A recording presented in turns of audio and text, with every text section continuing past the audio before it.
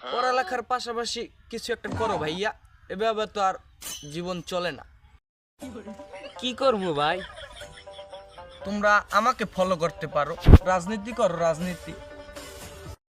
ভাই, আপনার কাছে তো আমি রাজনীতির বিষয়ে একটা কথা কইছিলাম। ভাইয়া কোঠা মোটা কি খালি আছে?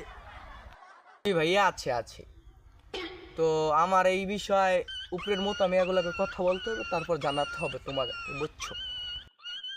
দলে যোগদান করাই দেবো ঠিক আছে, কিন্তু দলের পিছ তো গাড়তে হবে ভাইয়া। তোমার কাছে কি ভাঙতি আছে? তাহলে